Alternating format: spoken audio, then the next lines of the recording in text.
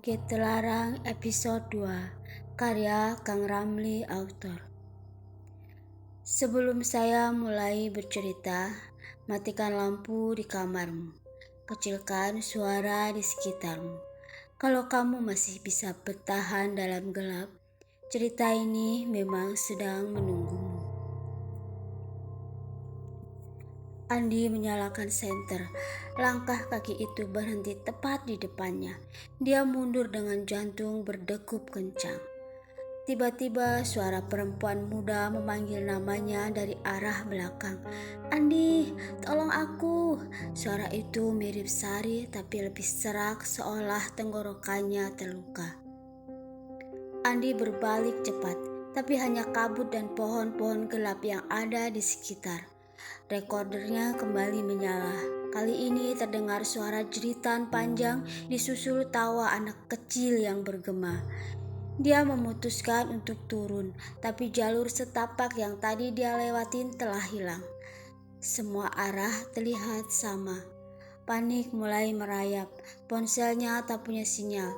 Waktu menunjukkan pukul 20:30, tapi rasanya sudah lewat tengah malam. Saat berjalan, Andi mendengar nafas berat di sampingnya, seolah ada seseorang berjalan sejajar tapi tak terlihat. Dia berhenti, napas itu ikut berhenti. Dia berlari, napas itu ikut berlari lebih cepat. Di sebuah tikungan, dia menemukan tenda rusak yang jelas bukan miliknya. Di dalamnya ada tas ransel modern dengan nama Rian. Rian adalah teman Andi di kampus yang hilang 2 tahun lalu saat mendaki sendirian di daerah itu. Kasus yang tak pernah terungkap. Di dalam tas ada buku catatan. Halaman terakhir tertulis dengan tulisan gemetar. Mereka bukan hantu, mereka korban yang tak pernah mati. Bukit ini hidup, penunggu Bukit Terlarang butuh darah untuk bangun. Jangan percaya apa yang kau lihat, yang mengikuti adalah dirimu sendiri yang lain. Tubuh Andi bergetar, tiba-tiba bayangan panjang muncul di tanah di depannya. Bayangan dirinya sendiri, tapi tangannya memegang cangkul dan kepalanya miring tak wajar. Bayangan itu bergerak sendiri, mendekat meski Andi diam. Dia berlari lagi dan tersandung akar pohon hingga jatuh ke tanah lembab. Saat dirinya bangun, wajahnya hampir menyentuh tengkorak manusia yang masih ada sisa daging kering. Di sekitarnya tersebar banyak tulang belulang, sebagian masih memakai seragam Romusa. Kabut menipis hingga memperlihatkan puncak bukit yang lebih dekat. Di sana ada bangunan batu tua seperti candi kecil yang runtuh, dikelilingi api unggun biru yang tak menghangatkan. Dari arah itu terdengar suara banyak orang bernyanyi pelan dalam bahasa yang tak dikenal dan teriakan kesakitan. Andi merasa ada tangan dingin menyentuh baunya.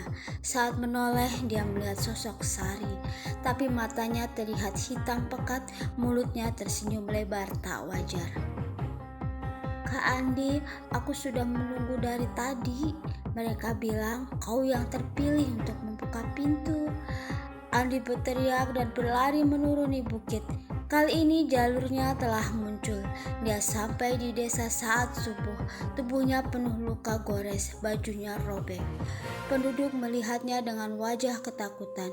Pak Hadi hanya berkata pelan, "Kau sudah ditandai, sekarang ia tahu namamu."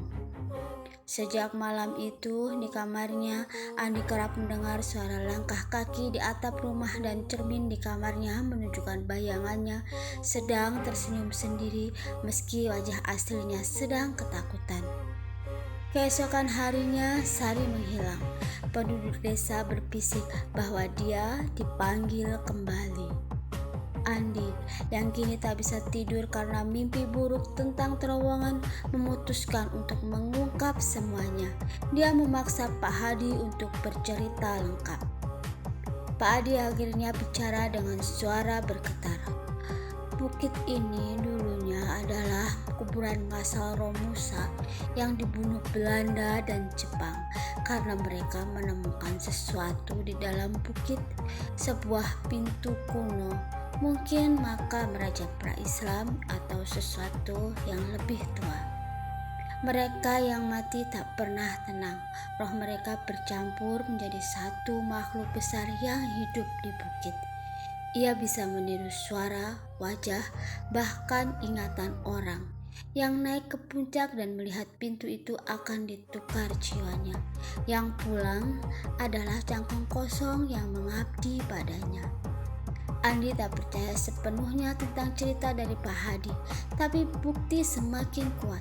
Rekaman suaranya saat di bukit, saat diputar ulang, dia memperdengarkan suara dirinya sendiri yang tak pernah dia ucapkan. Aku sudah di sini sejak lama, kau hanya pinjaman. Malam ketiga, Andi nekat untuk naik lagi ke Bukit Telarang. Kali ini dia membawa obor dan pisau. Akhirnya Andi bisa sampai ke puncak Bukit Telarang. Bangunan batu itu ternyata altar dengan ukiran relief orang-orang yang tubuhnya terbelah. Darah mengalir ke lubang hitam di tengah. Di sekitar altar terdiri puluhan sosok romusa pendaki yang hilang, bahkan wajah Sari. Mereka semua menatap ke arah Andi dan berkata serentak dengan suara yang sama, "Kau datang untuk menggantikan kami. Bukit Telarang lapar." Ketegangan memuncak saat tanah bergetar. Lubang hitam di altar terbuka, memperlihatkan kegelapan yang bergerak seperti napas yang hidup. Andi merasa jiwanya ditarik keluar. Rasanya seperti ribuan jarum menusuk otak. Dia melihat dirinya yang lain keluar dari tubuhnya, tersenyum dan bergabung dengan kerumunan. Tubuh asli Andi jatuh berlutut. Di detik terakhir, Andi ingat catatan dari Rian. Yang mengikuti adalah dirimu sendiri yang lain. Dia menusuk tangannya sendiri dengan pisau hingga darahnya mengalir di altar.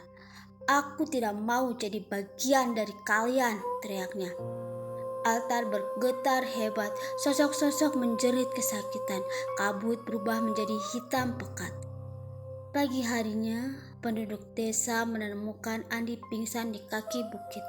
Dia selamat, tapi berubah total. Matanya kini terlihat kosong dan sesekali dia berbisik dalam bahasa kuno. Sari tak pernah ditemukan sampai saat ini. Pak Hadi hanya menggeleng saat melihat Andi. Beberapa bulan kemudian berita langsung menyebar bahwa ada mahasiswa baru yang datang ke desa Sukamaju untuk meneliti Bukit Telarang. Namanya mirip Andi, tapi senyumnya terlalu lebar. Dan di malam hari dari puncak bukit terdengar suara tawa pelan yang semakin dekat ke desa. Tamat.